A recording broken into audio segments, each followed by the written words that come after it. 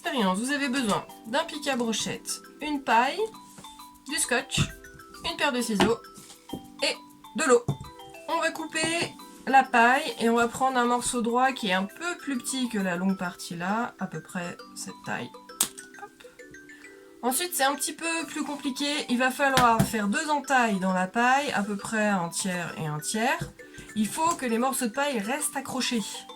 Donc on va y aller tout doucement, on coupe que la moitié de la paille, voilà.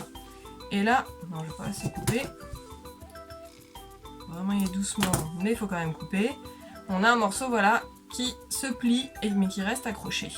On va faire la même chose de l'autre côté à peu près à la même distance, mais il faut aussi que l'entaille soit du même côté. Sinon c'est trop simple. Hop, on y va encore doucement.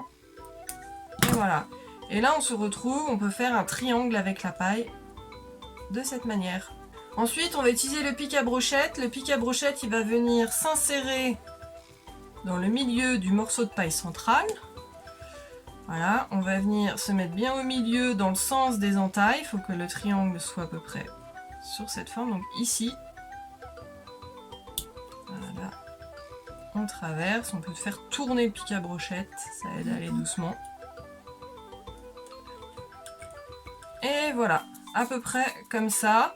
Si on replie les 2 morceaux de paille, voilà, on est à peu près, on est proche du pic. Ensuite, on va venir fixer les 2 morceaux de paille vers le pic à brochette grâce au scotch. Donc on prend un petit morceau. Et alors là, c'est là où on a l'impression qu'il faut avoir 4 mains. C'est aussi possible si vous êtes plusieurs. On va venir fixer d'abord voilà, un côté, puis l'autre. Et on rabat le scotch de manière à ce que ce soit bien accroché. Le mieux, c'est qu'on arrive à toucher le pic à brochette. C'est pas toujours le cas. Voilà, si besoin, on peut remettre un petit morceau de l'autre côté. Comme ça, on est sûr que les morceaux de paille sont solidaires du pic à brochette. C'est le moment de l'expérience. Pour ça, il vous faut donc le pot avec l'eau. Alors, faut pas hésiter à mettre pas mal d'eau. D'accord ? De toute façon, on va en mettre un petit peu partout. Et là, on va venir faire tremper le pic à brochette et le bas des pailles. Comme ça. Et ensuite, vous allez faire comme si vous vouliez faire du feu avec votre pic à brochette. Vous mettez entre les 2 mains.